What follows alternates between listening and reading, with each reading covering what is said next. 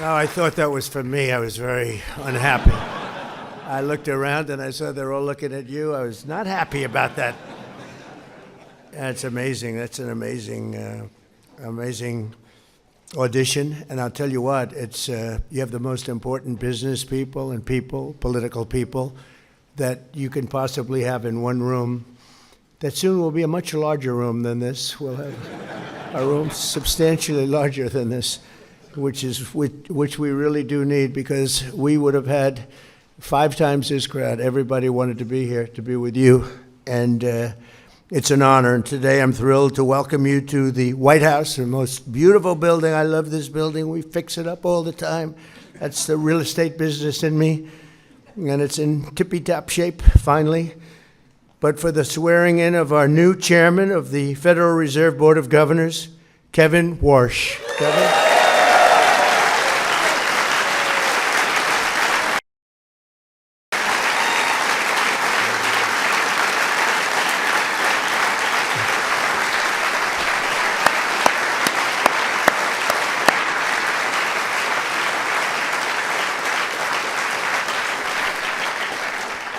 And I expect he will go down as one of the truly great chairmen of the Federal Reserves that we've ever had. I really believe that. I think he's got abilities that very few people have. Covers a lot of territory, and he's respected by everybody, and that's so important in that position. Congratulations to Kevin and to his wonderful wife, Jane. Jane, thank you very much. Fantastic, Jane. And to your very beautiful family. You have a beautiful family. Congratulations. It's a big deal. We're honored to be joined by some incredible people. Our Speaker of the House, Mike Johnson, who is doing an unbelievable job. Mike, thank you very much. He's working very hard on the Save America Act, but I will not say that. He'll get it done, too. He gets everything done. Thanks, Mike. Supreme Court justices, and they are great, Clarence Thomas and Brett Kavanaugh. Okay.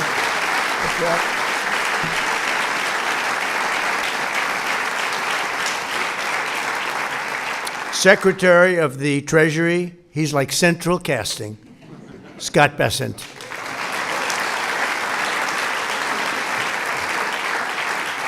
If we do a movie on someday we're going to need a Secretary of the Treasury. We're starring him, I think. We'll put him in there, right? He's done a good job. Secretary of Agriculture, Brooke Rollins. Brooke, thank you. Secretary of Commerce, Howard Lutnick. Thank you, Howard. Secretary of Transportation, Sean Duffy. Thank you, Sean. Acting Secretary of Labor, Keith Sonderling. Keith. CIA Director, John Radcliffe. Thank you, John. OMB Director, Russell Vogt. Russell, thank you, Russell. White House Chief of Staff, Susie Wiles. Director of the National Economic Council, the other Kevin. I was, they kept talking about Kevin, and he's a good man you're going to be working with, Kevin Hassett. Director of the Federal Housing Finance Agency, Bill Pulte. And thanks as well, we have so many political leaders, and I just see a few, and you have Tommy Tuberville, soon to be a governor, right now a very successful senator. Dave McCormick, who's a phenomenal guy, wherever you may be, Dave. Wherever you may be. Andy Barr just had a big win. He won by 40 points. Where's Andy? Congratulations. That was a big win, Andy. I'm proud of you. Did the endorsement help? Dan Muser, my friend, who's a fantastic congressman. Dan, thank you very much. Elise Stefanik. Elise. Hi. And a highly respected guy, another friend of mine, French Hill. Thank you, French. Also with us, former Vice President Dan Quayle. Haven't seen Dan Quayle in a long time. Where's Dan Quayle? Wow. You look good. You look good. That's nice to see you, Dan. Very nice. Former Speaker of the House, Kevin McCarthy. Kevin. Good guy. Former Secretary of State, Condoleezza Rice. Highly respected. Highly respected by everybody. Me too. Former Governor Glenn Youngkin. Done a great job. Great governor of Virginia, and they try and take it apart as fast as they can, but you did a really fantastic job. Thank you very much, Glenn. And many others, tremendously distinguished, the biggest leaders of business and the biggest leaders of politics, other than the ones we mentioned. This is quite an assemblage of talent. I see the Southern District over here. Will you stand up, please, Southern District? Jay, stand up.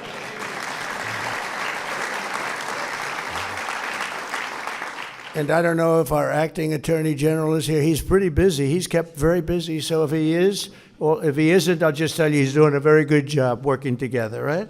He's doing a great job, actually. So no one in America is better prepared to lead the Federal Reserve than Kevin Warsh. Kevin received a degree in public policy from Stanford University and then earned a JD from Harvard Law School. He studied under the renowned economist Milton Friedman and was mentored by the legendary Secretary of the Treasury and Secretary of State, George Shultz, all legendary names, really. Kevin has worked at the highest levels of the financial world as an executive in the private sector. He did very well, and he served at the highest reaches of government as a senior economic advisor in the White House. He knows the White House very well. He's walking through the White House. He's pointing things to me that I didn't even know. At the age of 35, he became the youngest ever Federal Reserve governor. For the past 15 years, Kevin has been a fellow at Stanford's Hoover Institution, and his credentials really are second to none when you hear them, and there's plenty more. I know that Kevin has the deepest respect and reverence for the institution he will lead starting today. We're so lucky to have him. The Federal Reserve is a pillar of the world financial system and the most important central bank anywhere in the world, with a history stretching back more than 100 years. It is truly the institution that's most looked to and most respected, and it's now taken on a new and even higher respect, in my opinion. And honestly, I really mean this. This is not said in any other way. I want Kevin to be totally independent. I want him to be independent and just do a great job. Don't look at me. Don't look at anybody. Just do your own thing and do a great job, okay?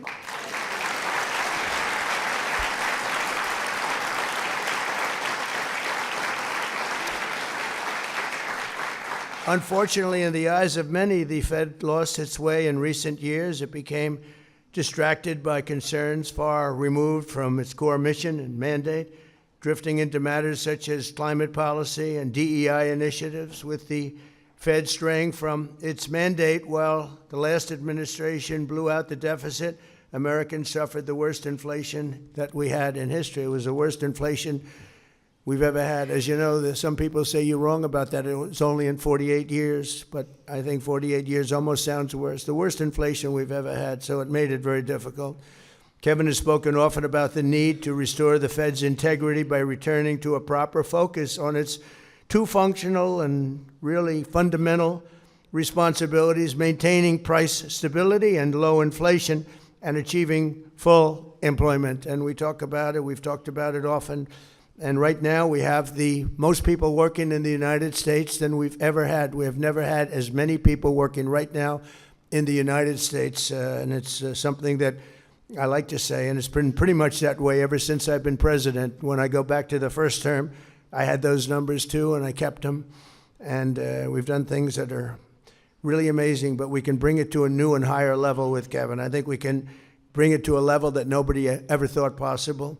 By following through on this vision, Kevin will restore confidence in the Fed, which is so important, and among Americans all across the political spectrum and people from all over the world. And they're going to be looking to Kevin, probably and possibly more than any other person that's had your esteemed position before. I think that's true, Kevin. You got a lot of people watching. I fully expect that with the greatest Fed chairs before him, Kevin will safeguard the Fed's integrity. They'll make their own decisions and hopefully make them well, but they'll be listening to Kevin all the way. I really believe that. Even if they're from a somewhat different persuasion, they're going to be listening to him out of respect, because everybody respects him. Thankfully, unlike some of his predecessors, Kevin understands that when the economy is booming, that's a good thing. We don't have to go crazy. Just let it boom. We want it to boom. We want it to be like nobody has ever had before, because we do have some debt we'd like to take care of. And the way you do that is through growth. We're going to grow our way out of it so fast. And Kevin's somebody, and I feel strongly also, we don't want to see it stifled. We want to stop inflation, but we don't want to stop greatness. And so that's really a very good thing, a very positive thing, and that's what he's looking to do. He's looking to do positive economic growth. It's so important. And as we discussed, economic growth doesn't mean inflation. It can be just the opposite, actually. But economic growth does not mean inflation. You don't have to stop the world because you're doing well. Kevin's also said that he'll bring much-needed reform and modernization, transforming obsolete data collection methods, rolling back reliance on inaccurate models, and curtailing the Fed's practice of issuing so-called forward guidance. They want to do things on that. I guess it's a little complex subject, but it's something that Kevin knows about better than probably anybody here. He has the temperament and leadership abilities to foster collaboration among the entire board, and I know he will welcome robust debate. In his mission to keep prices stable and employment high, Kevin will have the full support of my administration. Every one of these people felt, including Kevin, by the way, felt so strongly about this choice. And we have no doubt, we have absolutely no doubt. So important, too. So big, so important. I just turned on the television. I want to see how the stock market's doing today. Stock market's up 600 points. That means they like you. If they didn't like you,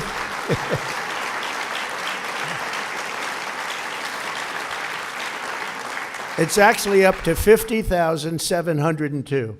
So that's as of about 12 minutes ago. Now, who knows? But I think it can only go up. I think with you, it's only going to go up. That was a number that nobody thought was reachable during my entire 4 years. If you look at some of the great pundits, they said, well, 50,000 would be impossible during the 4 years, but sometime after, we hit it in the first year, but now we're really hitting it. And think of it, it's up to 50,702.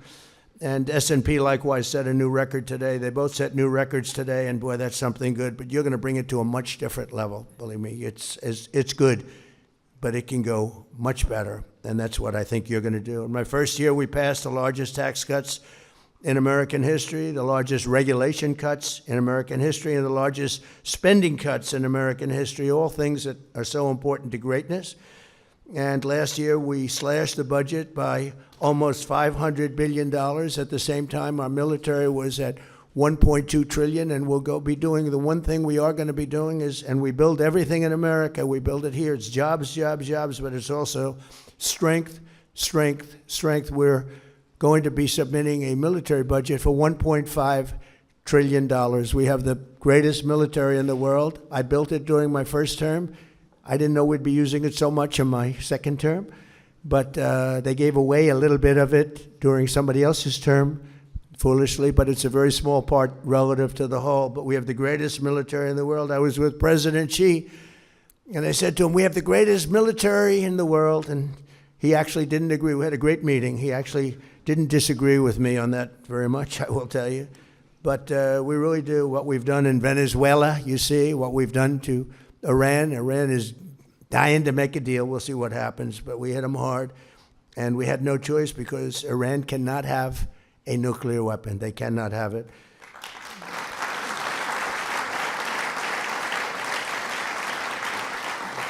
So I promised to cut 10 old regulations, as you know, in my first term, for every new regulation. If you put a new regulation in, that's fine, but you had to cut at least 10. And so far, and I did that, it was actually 1 to 12, so I did a little bit better. So far, we're blowing it away this year. So far, it's 1 for 129. In other words, we're cutting 129 regulations for every one, Mr. Speaker, that we put in. So that's music to your ears. We don't even have to go through Congress for that. It's a lot easier. If I do it, it's a lot easier. But all of these actions are aimed at lowering costs, creating jobs, and driving economic growth. Jobless claims recently hit the lowest level since 1969. Under our leadership, 5 million people have been lifted off of the food stamps. Think of that, just in a short period of time. More Americans are working today, as I said, than ever before. And very importantly, 100% of the net new jobs under this administration have been created in the private sector, which is a number that nobody's ever achieved. Think of that, they're all in the private sector, and we did get rid of a lot of government jobs. You had jobs where there were 10 people for every single job and every single event, and they were doing all the same thing, or they weren't doing very much. And they didn't like me for a while, and now they're all working at private sector jobs, and they're making double, triple, quadruple the pay, and they're loving life, and they're loving going to work. And it was a painful experience cutting that many people from the federal government, but it's been amazing, and you just can't have that. You can never make a country, as I say, great again if you're going to have all government jobs. We're all private jobs, and the jobs are coming. We're building more plants, more equipment than anybody any president's ever done, any administration's ever done. And the number I like the best is we have $18 trillion being invested in the United States for 11 months, not 12. We haven't gotten the results from 12 yet. We're pretty new. But in 11 months, we have $18 trillion being invested, with a T, being invested in the United States. And the record was $3 trillion many years ago by a different country that I actually just left. Starts with a C, but we have, and that was 3, and we're at 18 trillion. We're building factories, car plants, everything, AI, everything, all over the country. Nobody's ever seen anything like it. And I have to say, I have to give the credit to what I used to say it was my favorite word of all, but I got in such trouble because when I said tariff is my favorite word, the media went crazy. They said, what about your wife, your family? What about God? What about religion? So I said, okay, good. I'll make it my 5th favorite word, right? But because of tariffs, we have tremendous amounts of, the car companies are all coming back. They left us for 35, 40 years. They left us. We will have 50% of the chip making capability of who that man right there is. Don't stand up, will you please? But is that right? We're going to have 50% by the time I leave office, and maybe more than that. They're moving in from Taiwan, they're moving in from other places, and they're building in Arizona in particular, in that particular case. But between the auto plants, we have more auto plants under construction now than we've ever had before. We went many years and there was no plant built. And it's all due to what we did with tariffs, I guess November 5th, but all because of the tariffs and what they've done, used properly, used judiciously. So it's really something special. So we have all these plants under construction. They'll be completed over the next year and a half, and you're going to see numbers like we've never seen in this country before. No country has ever seen the kind of numbers you're going to see. And we have some of the people in this room, I look at them, some of the geniuses that are building those plants. A plant used to cost, if you built a shopping center, it would cost $50 million a nice center, but $500 million a giant, beautiful center. These people are investing. You're going to have to look in $50 billion on a building for AI. $50 billion. I say, how big is it? Well, it goes 3 miles by 5 miles. In other words, you drive 3 miles, 5 miles. But it means jobs, and it's got tremendous potential for a lot of things. But when you talk about growth, no country will see, and you'll start to see that very soon, no country will see the growth that we're going to experience, and that we're already experiencing, but that we're going to experience. And one of the things that you see early on is we have the highest number of construction jobs we've ever had, and that's because they're building all of these plants, the auto plants, all of these plants are being built, including medical. Medical is pouring back in. Eli Lilly and so many of they're building 6 major plants. They're going to make almost all of their medicines here. We learned during COVID, it's not good to be held hostage by foreign countries. We're building all of these plants here Lilly, Pfizer, all of them, they're all building tens of billions of dollars worth of medical plants. We're going to have almost all of our medicines made in our country, which is a really good thing to have. During 4 years of Biden, our country secured less than $1 trillion. Think of that, though, and we're doing $18 trillion, and everyone's talking about that because nobody's ever seen anything like it. And a short time ago, and I say this often, the King of Saudi Arabia said to me 2 years ago, he said, I was over there, and by the way, they invested $2 trillion, but I was over talking to him, getting him to invest a lot of money in our country, and he said, you know, President, 2 years ago you were a dead country, and today you're the hottest country anywhere in the world. We're the hottest country anywhere in the world, and we're going to need guidance, and you're going to give us that guidance. But all of the things that we've done, numbers that have tripled and quadrupled, and we need a really steady hand at probably, maybe in many ways, the most. I don't know, I have two great justices of the Supreme Court here, so I have to say, I don't know which is more important, being a justice of the Supreme Court or your job. I'm not sure about that. I'm not sure. I think I'd rather be a justice between you and I. It might be easier. You're going to find out. You'll be saying that. Well, that's a very easy job. With the support and strong and wise chairmanship at the Federal Reserve, so important, America's future will truly be unlimited with Kevin at the helm. And he's off to an incredible start with his family, with his education, with his background, with all of the things he's done. He's respected by everybody. So important is to have that level of respect where you can walk into a room and people will listen to you, as opposed to walking into a room and not having that kind of persona. He has a persona like nobody else. So I just want to say congratulations, Chairman Warsh. You are really a special person in getting this job. The people that wanted this job, the most highly trained, highly educated, some of the greatest credentials I've ever seen. And as far as I'm concerned, nobody was even close. And I just want to congratulate you. And I'd like to ask, if I might, Jane to step forward, and our very highly respected Justice Clarence Thomas to come up and swear in. Give him a good oath, if you would, because Clarence, we need a really good oath delivered here. Okay, thank you very much. Thank you. Please.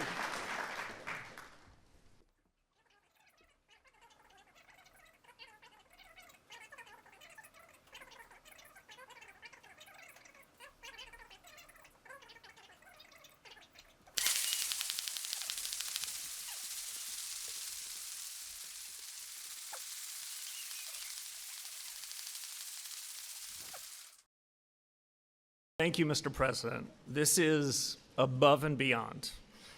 It is such an honor for Jane and me to have this ceremony here in the East Room with you, sir. I couldn't ask for a more beautiful setting or more gracious welcome, and I am grateful. I recognize, as the President said, that ours is a time of great consequence. It's also a great honor for me to have the oath of office administered by one of the great and longest-serving public servants, a brilliant and independent thinker, a man dedicated to our Constitution, and no less important, a joyful and collegial presence on our highest court, my esteemed friend, Justice Clarence Thomas.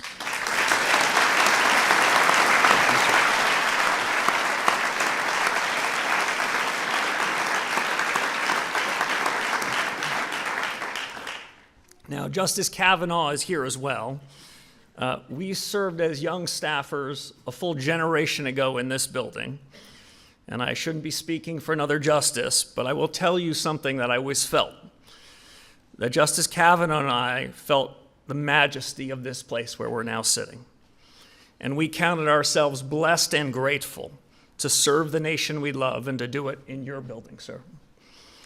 And of course, I must thank Leader Thune, Chairman Tim Scott, and his fellow members of the Banking Committee who saw me through the Senate confirmation. My whole family and I are joined by many others here today who I'm honored to call friends and colleagues, mentors, confidants.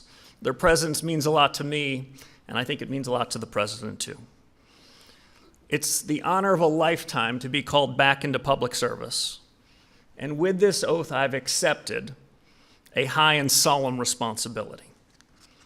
At the swearing-in of Alan Greenspan at this very place in 1987, President Ronald Reagan called the chairmanship of the Federal Reserve a, quote, great role in American life. I've known 5 of my predecessors in this job, some of them quite well, but Chairman Greenspan was the first to tell me and show me what this role demands. He recently marked his 100th birthday, and although he can't be here, I'm thinking about him today too.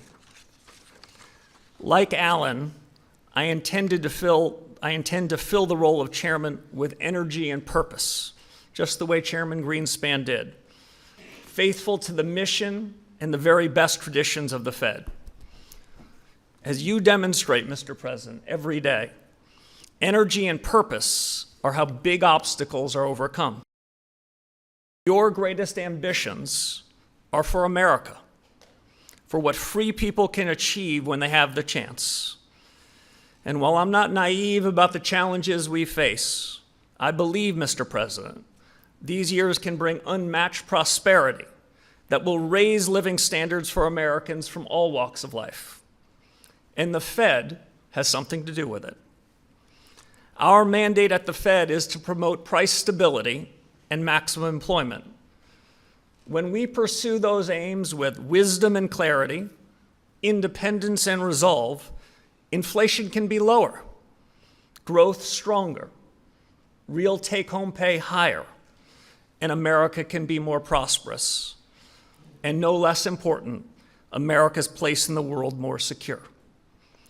To fulfill this mission, I will lead a reform-oriented Federal Reserve, learning from past successes and mistakes both, escaping static frameworks and models, and upholding clear standards of integrity and performance.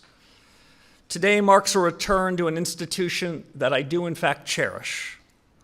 It was nearly a generation ago, at another time of great consequence, that I worked with some outstanding public servants at the Fed, both here in Washington and at the reserve banks.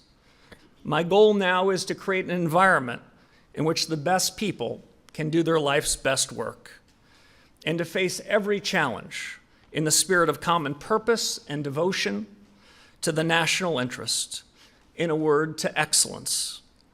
These duties are now mine, Mr. President, because of the trust you have placed in me. I accept them with gratitude and will strive every day to serve our fellow citizens well. And in final, I'll just say I'm going to look around and try to hold on to this special moment. But after we leave this stage, the real work begins. So let's begin that work. It's an honor. Thank you again, Mr. President.